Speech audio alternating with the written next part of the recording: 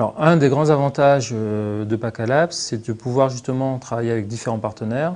On a besoin de Pacalabs pour fédérer, pour mettre en liaison des entreprises dans certains domaines avec des territoires sur les collectivités pour apporter cette innovation. Le partage des compétences, c'est un point fort qu'il faut pouvoir promouvoir et protéger. Dans l'ensemble des projets, on est de plus en plus pointu, chacun amène son expertise, que ce soit en termes de méthodologie ou en termes d'approche. Et un projet ne peut être pertinent que s'il y a une vision transversale. Seul, c'est impossible, sincèrement. Et puis aujourd'hui, les choses vont tellement vite, il vaut mieux être ensemble sur un sujet et solidaire que tout seul à y réfléchir. Donc l'intérêt, c'est de créer des liens à travers des projets concrets avec des partenaires. Et finalement, l'expérience montre que ces liens restent ensuite, ce qui nous permet donc de créer des développements durables ensuite avec eux. Nous sommes non seulement observés en France, ce qui est déjà un élément fort, mais le projet en cours d'élaboration intéressera au moins toute l'Europe.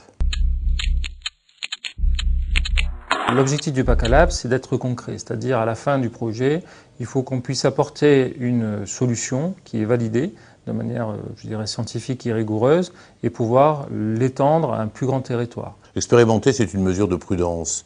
C'est une mesure de prudence qui va nous permettre d'être meilleurs encore et on ne peut pas le faire tout seul. S'auto-satisfaire, s'auto-labelliser sur un projet, ce serait une erreur.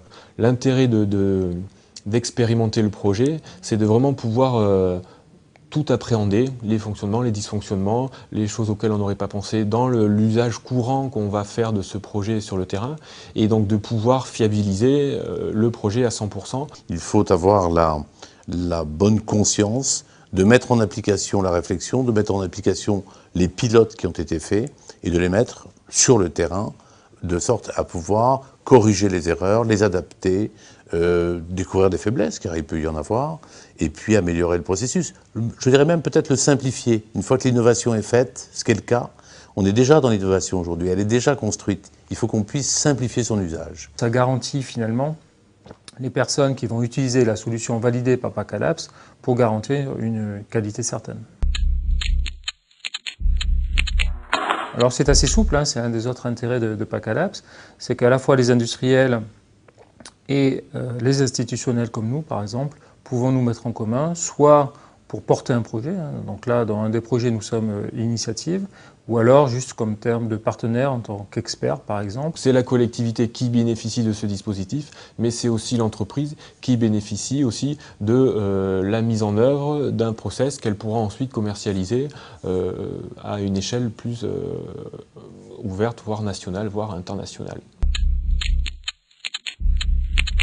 C'est un projet qui est soutenu par la région et par l'Europe, par l'intermédiaire du FEDER, donc qui nous soutient à hauteur de 80% des investissements qui sont liés à la mise en œuvre de ce projet. La région nous a beaucoup aidés.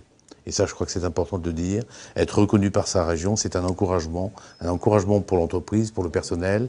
Et la preuve, là, aujourd'hui, ça nous a portés dans les bras de l'Europe. C'est quand même une référence fantastique pour nous tous.